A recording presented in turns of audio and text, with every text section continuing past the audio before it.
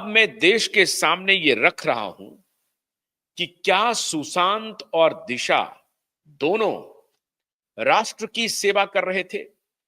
अगर आपको याद नहीं हो ठीक से तो मैं आपको याद दिलाना चाहता हूं कि कुछ दिन पहले मैंने रॉ के बहुत ही बड़े और जिम्मेदार ऑफिसर का इंटरव्यू दिखाया था, जिसमें उन्होंने कहा था कि अफगानिस्तान, पाकिस्तान, दुबई और मुंबई का बॉलीवुड, इसका बहुत गहरा रिश्ता हुआ है पिछले 30-35 वर्षों में। और जो अंडरवर्ल्ड जिसको आप कहते हैं या डी कंपनी कहते हैं, डी कंपनी जैसी बहुत सारी कंपनियां हो गई हैं जो अंडरवर्ल्ड के रूप में मिलके काम कर रही हैं। और वो सभी ब्लैक मनी, जो ब्लैक मनी का मतलब नकली नोट का कारोबार करते हैं और अवैध हथियार का कारोबार करते हैं, ड्रग का कारोबार करते हैं। और इसका एक बहुत बड़ा पैरेलल इकोनॉमी है। आपको मालूम होगा कि 13,000 करोड़ का ड्रग, ये मैं नहीं कह रहा हूं, ये भारत सरकार का ऑफिशियल स्टेटमेंट है। 13,000 करोड़ रुपए के मूल्य के ड्रग की बरामदगी हुई दिल्ली से। और उसमें 15 किलोग्राम ड्रग, लगभग लगभग 1,000 करोड़ से भी अधिक के वैल्यू का जो ड्रग था, वो मुंबई ले जाना था। और उसके लिए एक व्यक्ति जो मुंबई से आया था, उसे भी दिल्ली पुलिस ने गिरफ्तार कर लिया। उसके पहले गुजरात में 3,000 करोड़ का कहा जा रहा है ड्रग पकड़ाया था अडानी पोर्ट पे, जिसको लेकर के कि बहुत बड़ा कोहराम मचाया ये लेफ्ट लिबरल गैंग ने। लेकिन ये लेफ्ट लिबरल गैंग कभी इसका एक्सपोजे नहीं किया कि दिल्ली में जो 13,000 करोड़ का जो पकड़ाया है, ये किसका है, कहां से आया है, कौन इसको चला रहा है। तो अफगानिस्तान, पाकिस्तान, दुबई के रास्ते मुंबई में ये पूरा रैकेट चल रहा था चाइल्ड ट्रैफिकिंग का। और ये कहा जा रहा है कि दुबई में सेक्स रैकेट और मुंबई में पैरेलल सेक्स रैकेट को चलाने के लिए एक बहुत बड़ा गिरोह है जो वहां काम कर रहा था। और अभी कुछ दिन पहले आपने देखा होगा कि बैंड्रा के एक कैफे से लड़कियों की बरामदगी हो रही है, वो भी ट्विटर और एक्स के प्लेटफॉर्म पे उसका वीडियो काफी वायरल हुआ था कि कैसे तहखाने से लड़कियां निकल रही हैं। और जब जब पुलिस ने वहां पर दबिश दिया तो उनको निकाला गया। पुलिस वही चीज आपके प्रकाश में लाती है जो छिपा नहीं पाती है।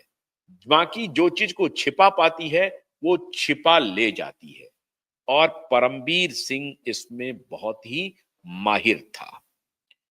ये बात, ये जो वॉर अगेंस्ट नेशन है, ये उसका मामला है। और कल सतीश साल्यान और नीलेश ओझा जी ने, खासतौर से एडवोकेट नीलेश ओझा जी ने इशारा किया है कि एक इंटरनेशनल तथाकथित चैनल के साथ मिलकर के आदित्य ठाकरे, जिसका रिश्ता अब कहा जा रहा है कि सोरोस की पूरी कम्युनिटी से है, और उसमें ये कुणाल कामरा गैंग जो है ये पूरा एक्टिव है, पूरा लेफ्ट इकोसिस्टम इसमें इसमें एक्टिव है। और अभी हमारे बहुत सारे दर्शक लिख रहे हैं कि राजीव मसंद बुली करता था और डार्क आर्टिकल लिखने का काम करता था सुशांत के खिलाफ। और ये राजीव मसंद और ये जो पत्रकार हैं, जो जाने माने पत्रकार जिनकी पत्नी अभी राज्यसभा की सदस्य बनी है, जिनका नाम राडिया टेप में आया था, जिनका नाम कैश फॉर वोट में आया था, और जिनको कई बार पब्लिकली अपमानित होना पड़ा है, विदेशों में भी देश में भी, माननीय राजदीप सरदेसाई, उनका कहा जा रहा है कि उन दोनों का बड़ा अच्छा रिश्ता था। जब ये न्यूज 18 जब चैनल हुआ करता था, और आज भी है न्यूज 18, लेकिन जब अंबानी समूह ने नहीं खरीदा था और उसके प्रमोटर थे राघव बहल, तब राजीव मसिंद और इनका बड़ा ही हॉबनॉबिंग हुआ था।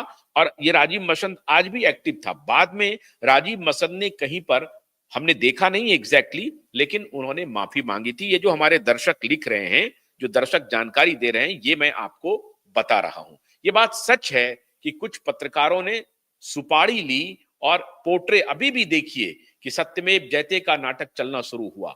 और कल मिड डे ने एक अलग कैंपेन शुरू किया। वो कैंपेन शुरू किया कि दिशा डिस्ट्रेस थी, डिप्रेशन में थी। क्यों? उनके पिता का कुछ दूसरा चक्कर चल रहा था, और ये जो पैसा देती थी तो वो वहां पर दे देते थे।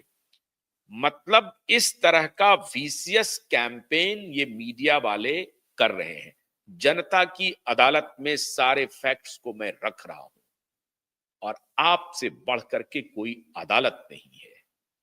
आप स्क्रूटनी कीजिए, आप तहकीकात कीजिए, और इन पत्रकारों को मैं आपसे गुजारिश कर रहा हूं, इन पत्रकारों को सबक तभी सिखाया जा सकता है जब आप इसे देखना, सुनना, पढ़ना छोड़ देंगे।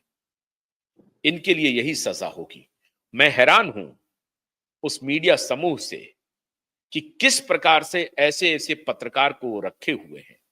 वो क्या करवाते हैं इनसे, क्या चाहते हैं, वो किस प्रकार का वो लाभ लेना चाहते हैं, जो इस तरह का बिल्कुल बेसलेस निराधार कैंपेन चलाने का धंधा करते हैं।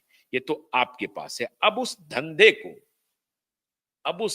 को blow by blow doctor Arvind Kushwaha expose करेंगे वैज्ञानिक साक्ष्यों से।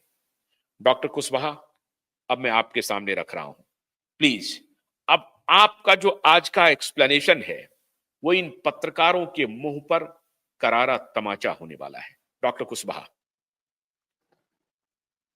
नमस्कार आशुतोष जी, और नमस्कार हमारे जो दर्शक हैं। हम लोग आज नमस्कार। जो मुख्य बात करेंगे वो इस जी। पोस्टमार्टम रिपोर्ट जो दिशा सालियान के ऊपर बनाई गई थी उसके बारे में बात करेंगे आज, कि जी। आखिर उसके अंदर क्या लिखा है और क्या एक्सपेक्टेड होता है ऐसे केसेस में, उसमें क्या वेरिएशंस है उसके बारे में बात करेंगे।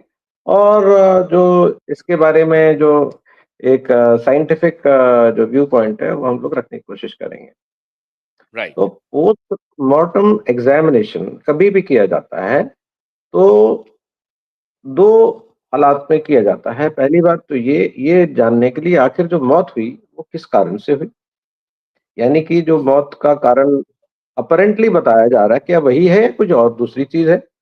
जैसे कि इस केस में बताया गया था कि ये फॉल फ्रॉम हाइट है, यानी कि एक ऊंचाई से इनके गिरने से मौत हुई है। वो सुसाइड है, फेंका गया, वो एक अलग विषय वस्तु है। हम सिर्फ बात करेंगे कि ऊपर हाइट से गिरने से इनकी मौत हुई, और इसके बाद जो है इसका जो है आपका पोस्टमार्टम किया जाता है कि आखिर ऊपर से गिरने से जब होगा तो उसमें क्या-क्या इंजरीज होंगी।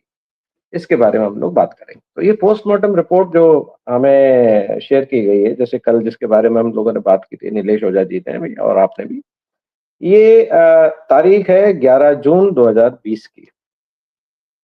और ये सब जो वाक़ये हैं आपको याद होगा शायद, ये कोरोना के उस टाइम की जो चीज़ें हैं, जब सारी चीज़ें बंद थी, लॉकडाउन्स थे और ये सब चीज़ें चल रही थी, शायद इन सब चीज़ों के दौरान ये सब चीज़ें घटित हो रही थी। एक बहुत ही कष्ट वाली बात है कि सारी दुनिया कोरोना से लड़ रही थी और ये शायद किसी और चीज़ों से लड़ रहे थे, तो एक बहुत दुर्भाग्यपूर्ण चीज़ है। अब आ जाते हैं कि 11 तारीख को इसका पोस्टमार्टम एग्जामिनेशन शुरू किया गया 4:30 बजे, और 5:30 बजे शाम को इसका पोस्टमार्टम जो है खत्म हो गया था, यानी 1 घंटे के अंदर ये पोस्टमार्टम कंप्लीट कर लिया गया।